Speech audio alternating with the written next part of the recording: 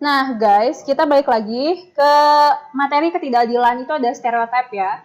Biasanya stereotip itu adalah ketika masyarakat itu sudah memandang sesuatu itu jelek atau buruknya, mencap biasanya. Betul. Nah, biasanya itu kita tuh lebih sering ketika melihat di pinggir jalan itu ada sekelompok anak-anak punk. Anak punk. Itu biasanya kita udah stereotip nih, oh ternyata mereka tuh nggak baik nakal, ya. Gitu ya. Itu gimana Pak Irfan? Ya, itu stereotip itu berarti negatif ya. Jadi ada yang kita melihat bahwa anak punk itu wah itu nakal gitu ya.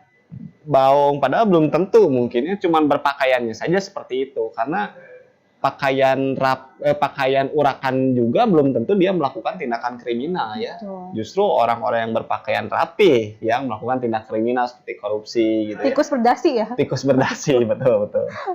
Nah, berarti kita tidak bisa menjudge orang tuh dari luarnya aja ya. Betul. Berpakaian urakan itu belum tentu dia melakukan tindakan kriminal. Sedangkan kebalikannya, kita tidak bisa menjudge bahwa orang yang rapih itu belum tentu kelakuannya juga rapih ya. Betul.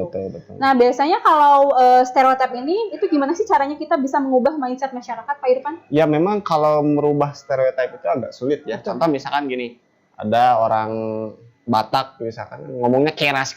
Padahal kan belum tentu mereka itu galak ya.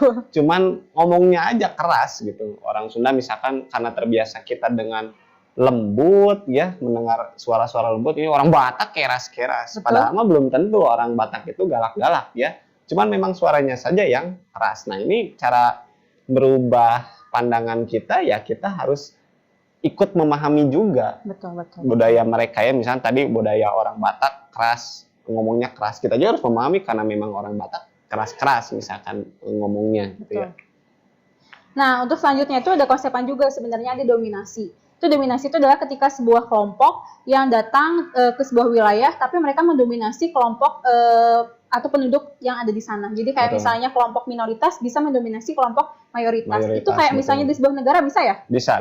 Itu contohnya seperti apa sih Pak Irfan? Contoh kalau misalkan di sebuah negara, contoh misalkan Indonesia saja ya. Indonesia kan ibu kota Jakarta. Kita tahu bahwa Jakarta tuh tidak hanya orang yang tinggal di Jakarta, tidak hanya orang Jakarta, banyak sekali pendatang. Nah, ini pendatang ini yang akhirnya mereka bekerja, mencari nafkah. Nah, ini akhirnya orang Jakarta sendiri menjadi minoritas. Karena lebih banyak orang-orang pendatang ya. Misalnya orang Jawa, orang Sunda, Sumatera ya. Bisa kita lihat kalau misalnya orang Sumatera itu banyak sekali pendatang. Di mana-mana ya, di sebuah kota pasti ada orang Sumatera. Contoh misalnya orang Padang. Kemanapun kita pergi pasti ada nasi Padang. Betul. Berarti itu salah satu bentuk dominasi juga ya gitu. Tapi dominasinya tidak merugikan yang kota asalnya juga gitu. Kalau misalnya dilihat dari budaya itu ada dominasi nggak sih Pak Irfan? Budaya banyak ya. Misalkan salah satunya musik aja ya. Budaya musik K-pop yang sekarang mendominasi anak-anak muda. Misalkan jangankan K-pop, ada juga drakornya ya. Sangat mendominasi sekali. Berarti ini budaya luar masuk ke kita yang akhirnya mendominasi dengan sendirinya. Karena terbiasanya orang-orang kita mendengarkan musik, misalnya mendengarkan musik K-pop karena memang merasa nyaman, sampai akhirnya ya itu mendominasi dalam hidupnya gitu. Tapi sebenarnya nggak apa-apa, apakah itu jadi masalah kalau kita lebih suka budaya orang lain dibanding budaya sendiri? Kalau menurut saya sih tidak jadi masalah ya untuk menyukai budaya lain, tapi kita juga tidak boleh melupakan budaya kita sendiri sih, intinya sih itu. Jadi jangan sampai kita sering mendengarkan musik K-pop sampai akhirnya kita tidak tahu kita tuh tinggal di mana dan bahasa Indonesia kita lupa, jangan sampai seperti itu.